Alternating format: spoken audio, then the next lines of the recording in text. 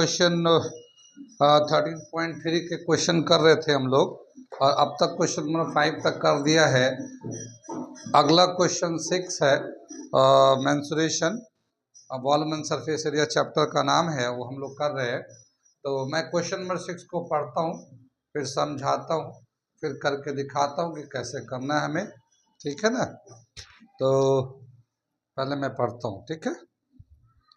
क्या दे रखा है, how many silver coins 1.75 centimeter diameter and thickness 2 mm must be melted to form a cuboid of dimension 5.5 centimeter, 10 centimeter and 3.5 centimeter। ठीक है, क्या बताया इसमें कि कितने हमें कॉइन्स को मेल्ट करना करें, हम लोग सिलेंड्रिकल कॉइन्स को मेल्ट करें कि उससे एक हम क्यूबाइड बनाते हैं और जो क्यूबाइड का एक डायमेंशन दे रखा उसके बराबर हो जाए। तो मैं थोड़ा सा फिगर बनाता हूं। पहले एक कॉइन्स है, क्वेश्चन नंबर हम लोग 6 कर रहे हैं हम लोग, ठीक है। एक्सरसाइज है ये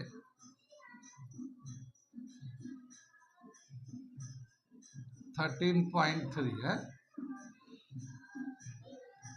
ये दे रखा ये एक कॉइन है, इसका डायमीटर दे रखा ये हमारा 1.75 सेंटीमीटर और इसका ये जो थिकनेस है वो थिकनेस 2 mm है, मिलीमीटर है।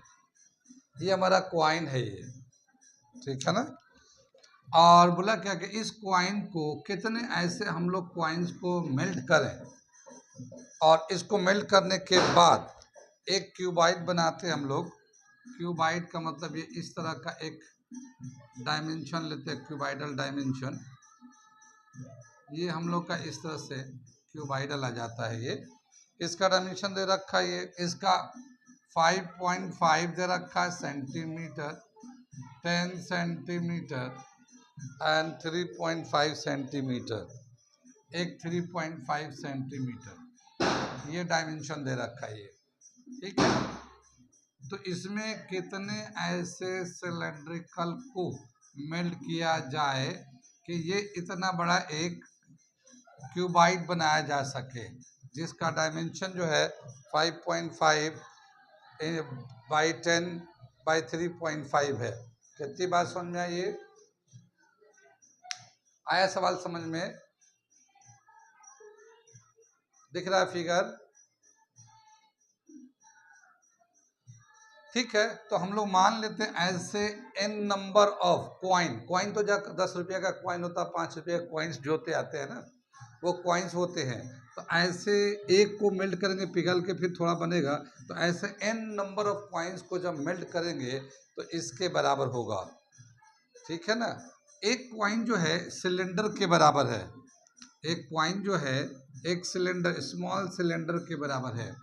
ये जो है 1.75 इसका डायमीटर है और ये जो थिकनेस दे रखा है 2 mm, ये हाइट के बराबर हो जाएगा, ठीक है। तो क्या बताते हैं इसमें, late n coins are melted to form a cuboid, ठीक है।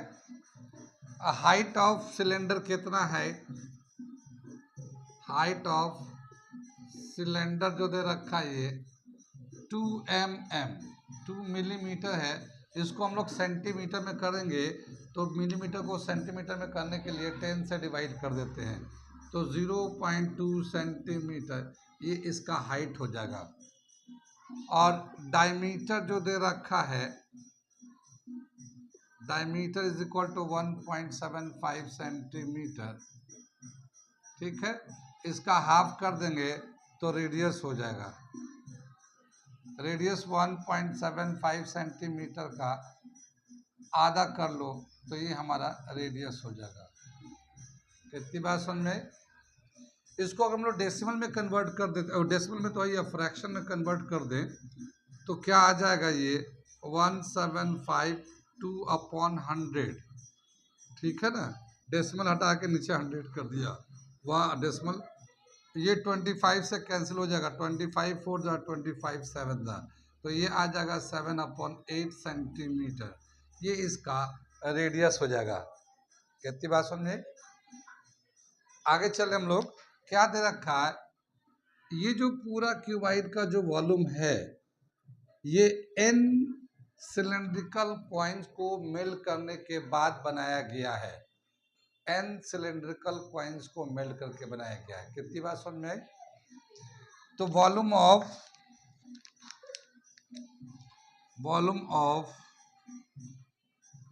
n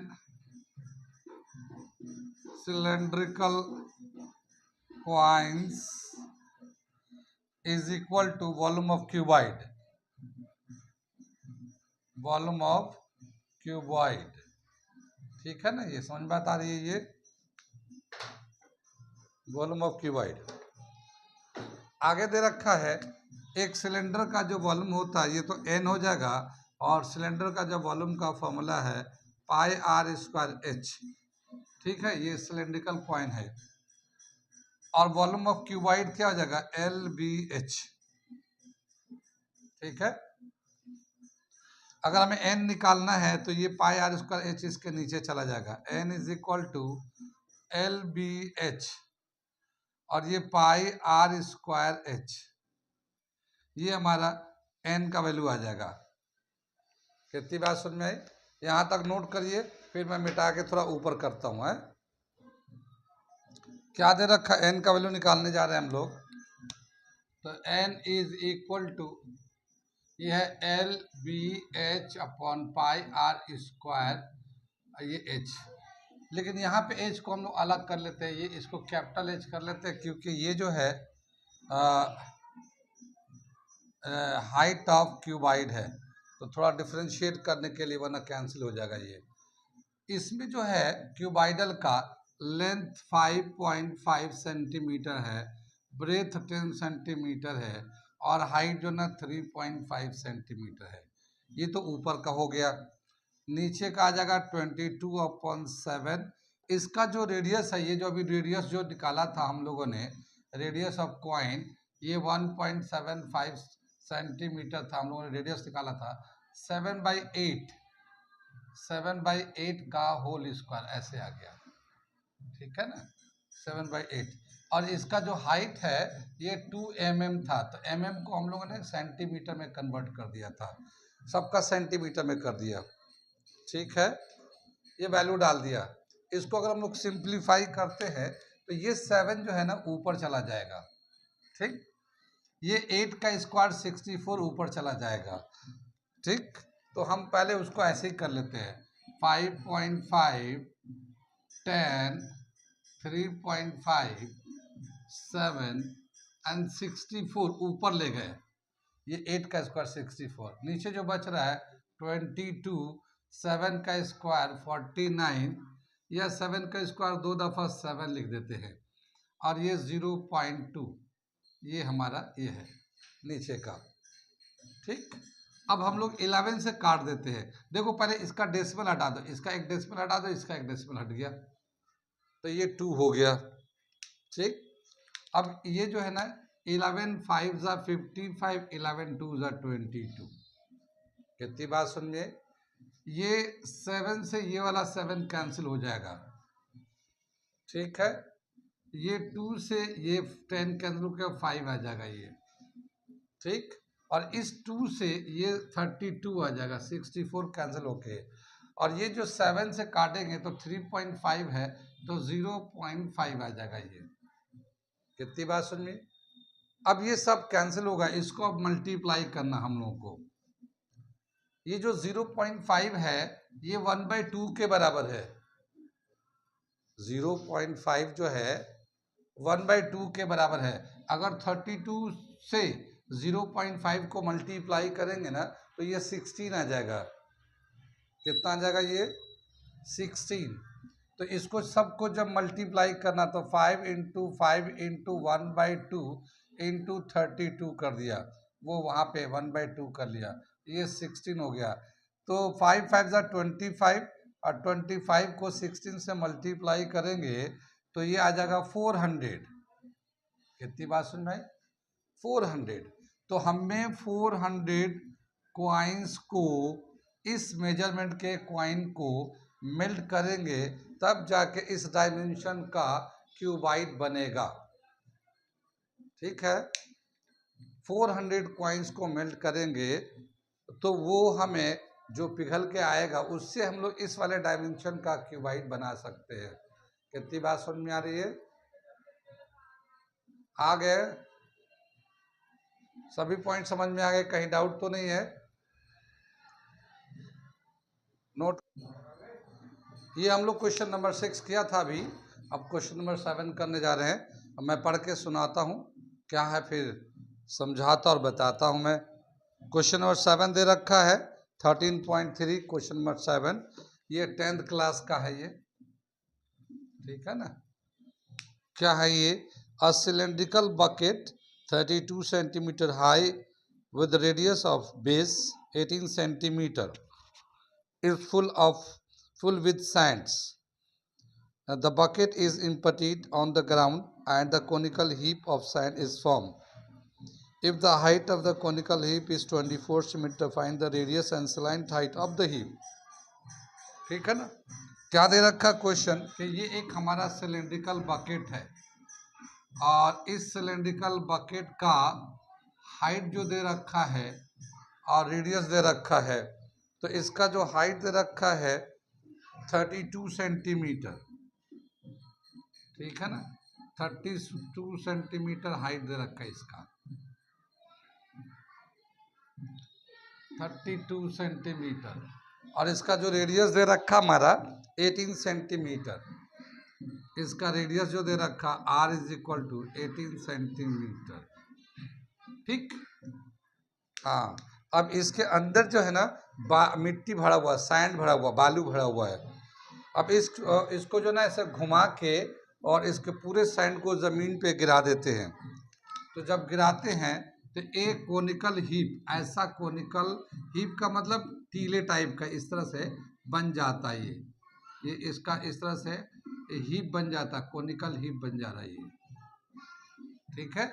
और इस हीप का जो हाइट है, मतलब इस तरह से जो टीला टाइप का बन गया, इसका जो हाइट है, ये हाइट जो दे रखा है वो 24 है ये, ठीक है।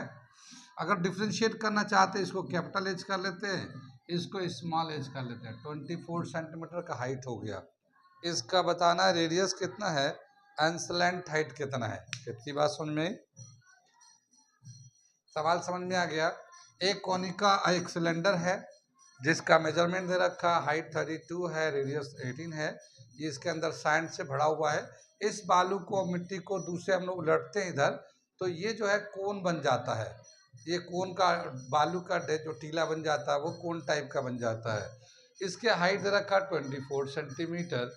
अब हमें बताना कि इसका रेडियस कितना होगा और इसका स्लैंट हाइट कितना होगा, ठीक है ना। तो ये था क्वेश्चन नंबर 7। अब मैं इसे सॉल्व करके दिखाता हूँ। जाहिर है इसको निकाल के उसमें डालेंगे तो वॉल्यूम का रिलेशन होता है। इसका वॉल्यूम, इस सिलेंडर का वॉल्यूम इस कोन के वॉल्यूम के बराबर होगा। हमने पहले ही कहा था कि जब एक शेप को दूसरे शेप में कन्वर्ट करते हैं तो उनका वॉल्यूम का रिलेशन होता है, ठीक है। तो वॉल्यूम ऑफ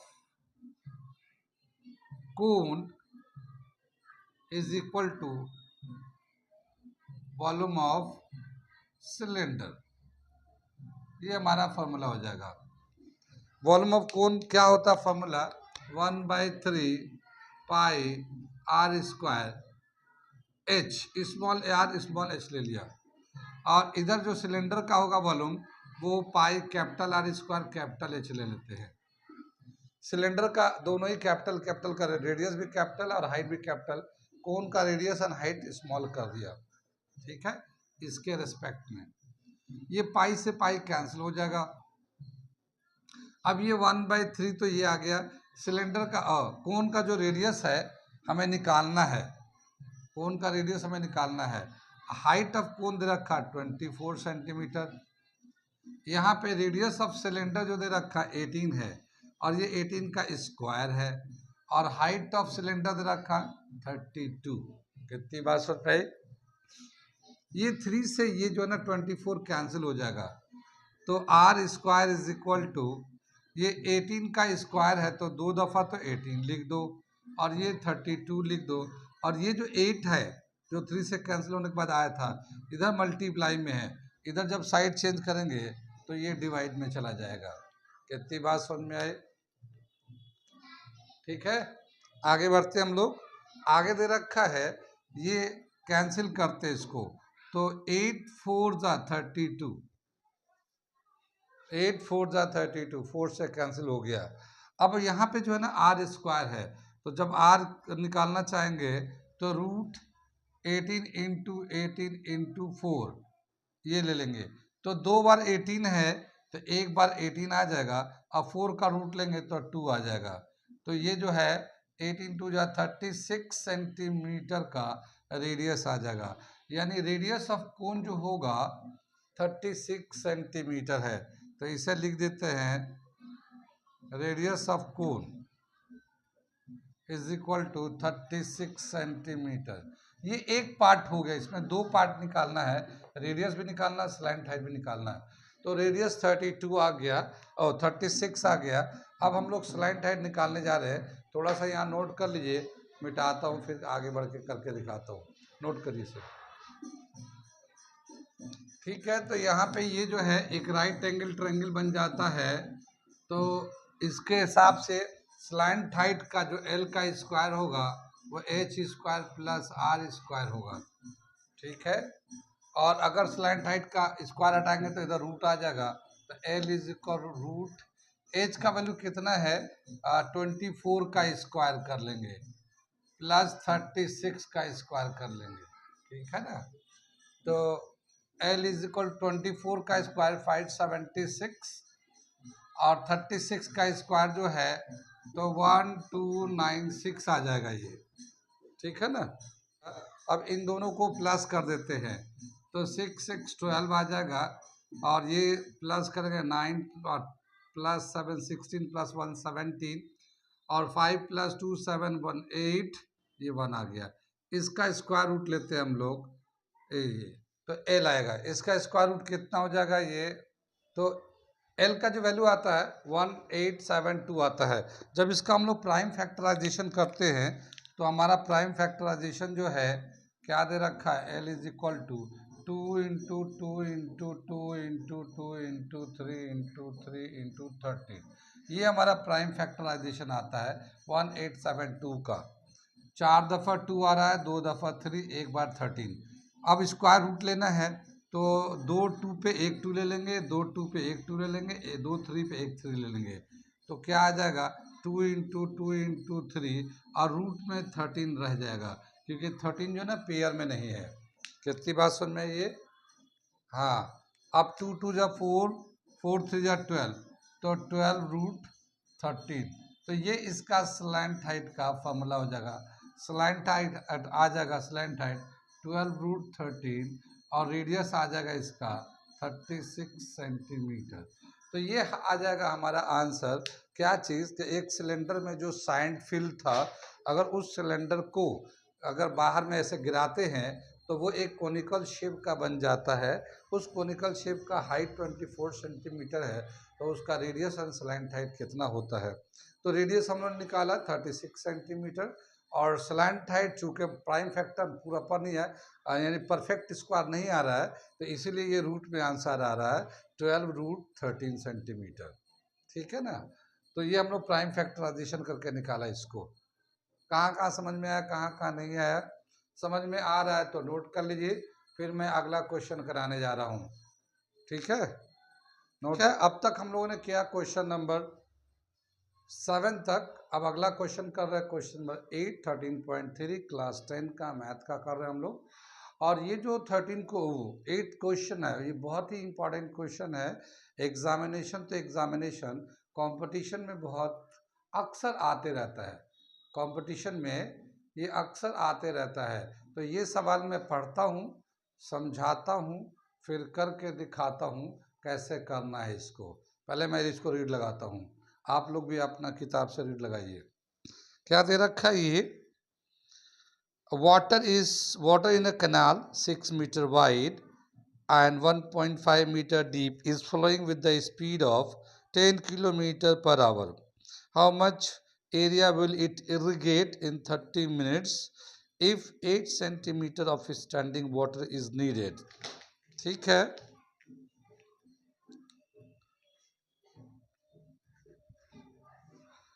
क्या दे रखा है कि एक केनाल है, एक नहर है, और उस नहर की जो विड्थ है वो 6 मीटर है।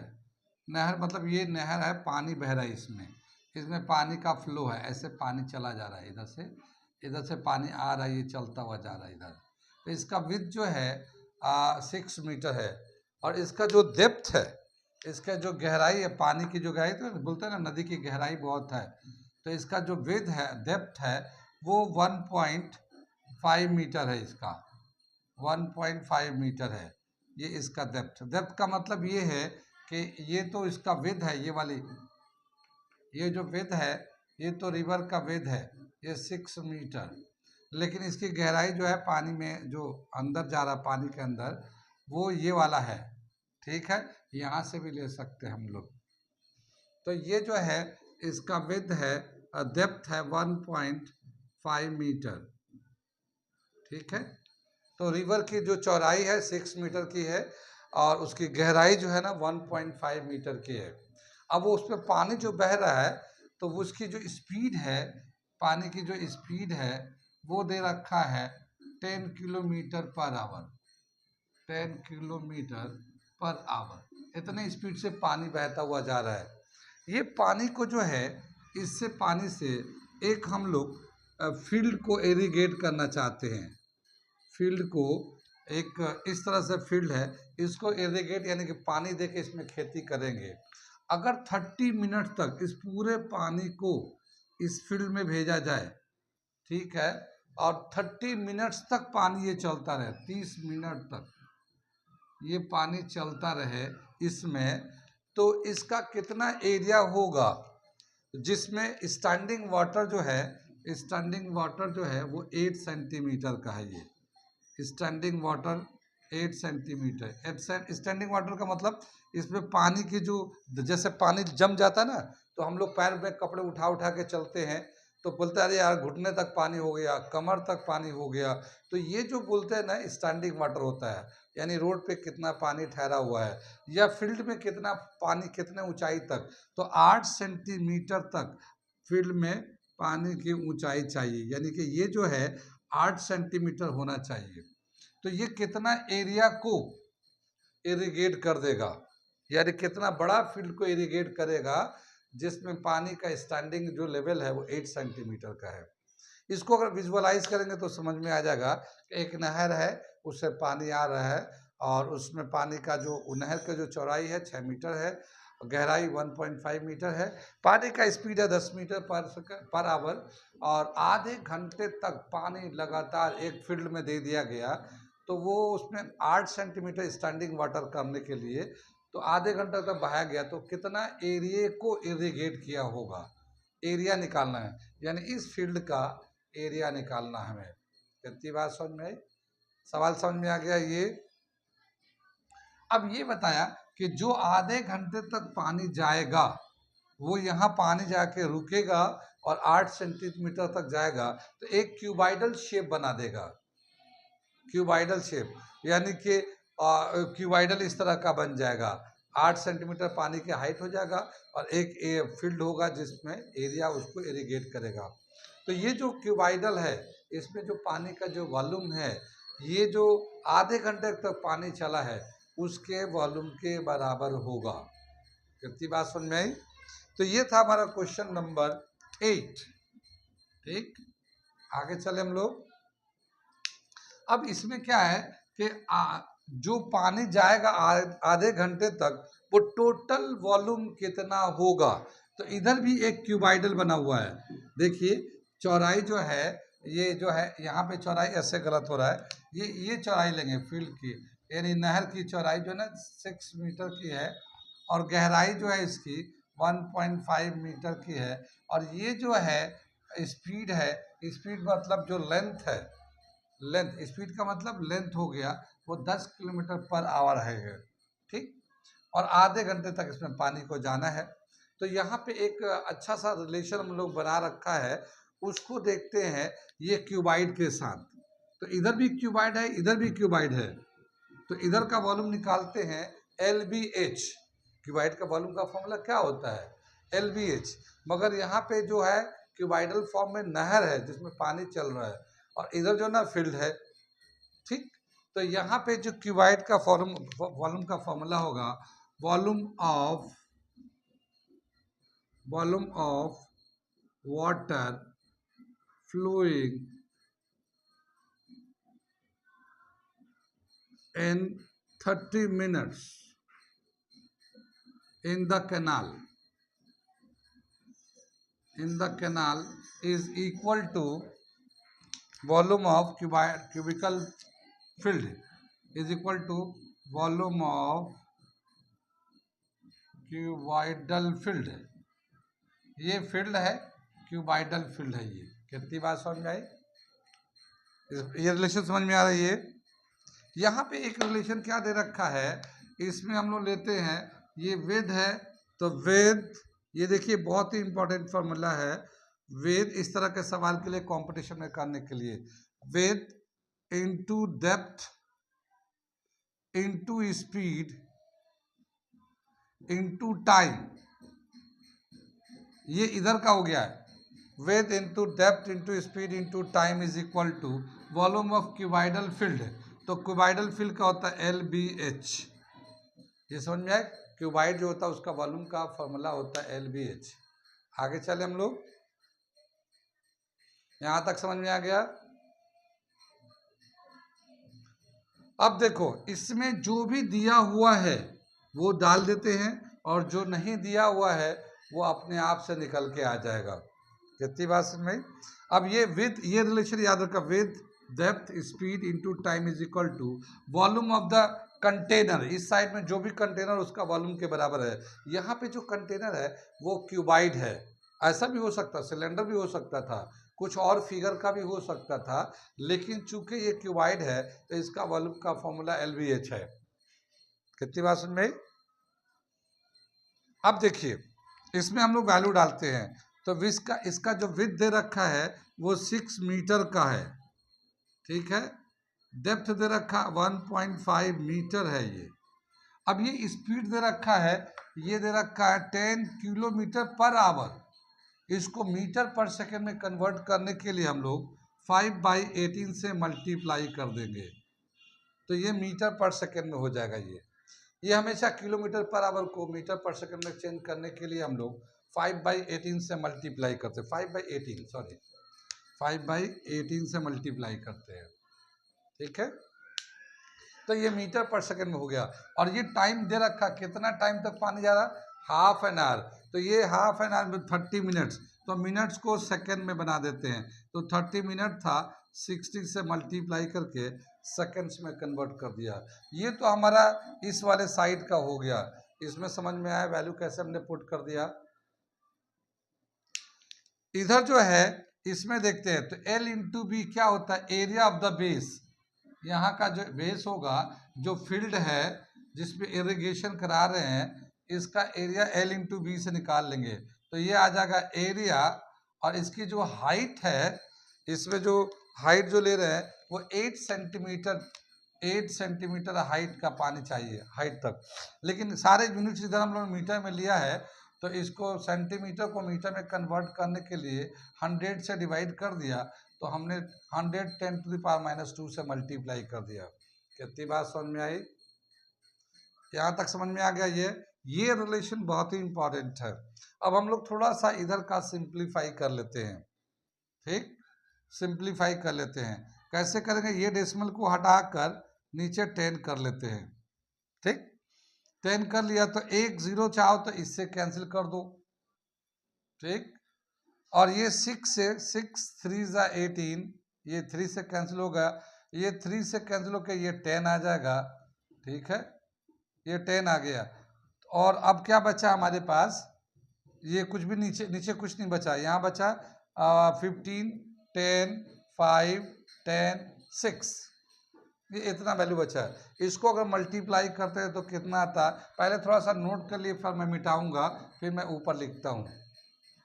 अब देखिए यहाँ पे जो है बचा हुआ वो है 15 इंटू 10 5 50, और ये जो है ना 10 इंटू 6 60, ये ऊपर का बचा हुआ, नीचे तो सब कैंसिल हो गया। और यहाँ आ गया एरिया इंटू 8, और ये जो 10⁻² था, चाहे तो हम लोग उसको नीचे ले सकते हैं हम लोग यहाँ पे ऐसे, ठीक है। ये जो 8 है ये कैंसिल हो जाएगा, 4 2 8, और 4 15 60, ये 2 से कैंसिल होके हाँ ये 25 हो जाएगा, और ये 100 जो है ना इधर आ जाएगा क्रॉस मल्टीप्लाई होकर।